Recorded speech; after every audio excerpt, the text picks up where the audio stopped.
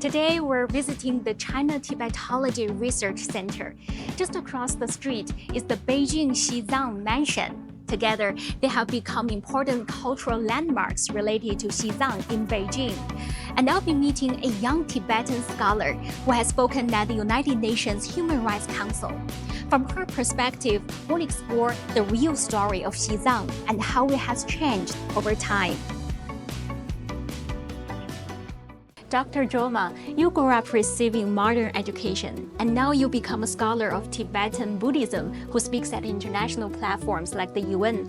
Looking back on your journey, how has this education shaped your life? Looking back, I think the education gave me a new life. When we talk about the education, I started my boarding school education in middle school, and I think I benefited a lot from the system of the boarding schools. I learned the Tibetan, I learned the Chinese, and I also learned the English of there. The system is not only give me the knowledge, it's also helped me to broaden my horizon. I want to say I am a true beneficiary of the system of the boarding school. But sometimes I just wonder that why right now there are so many misconceptions about it. The boarding school in Xizang is really, really good. It's benefited a lot of people in the older society, and most of the Tibetan people were illiterate. The right of the education is just belong to the upper class people or a few monks. It has nothing to do with the people.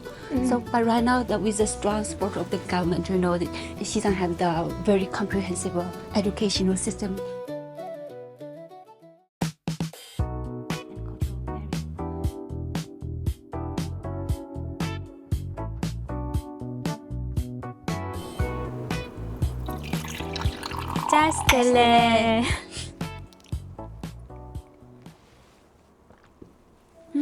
Look what we have for our lunch.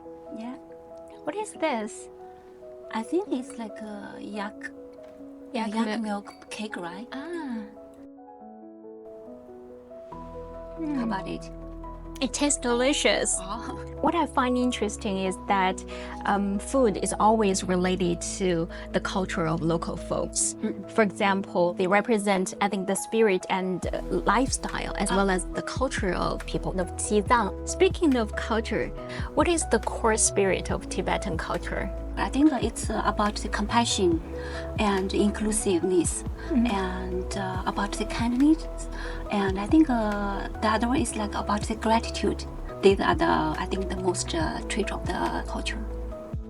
This year marks the 75th anniversary of the peaceful liberation of Xizang. If you would describe what the past 75 years meant for people of Xizang in just one sentence, what would you say? Well, one sentence, can I say two sentences? I think these 75 years have seen the Tibetan people moving from, backwardness and isolation to like openness and progress, and from having no control over their lives and to mastering their fate. That right now they live a very ideal and hopeful and fulfilling life. Fulfilling. Yeah.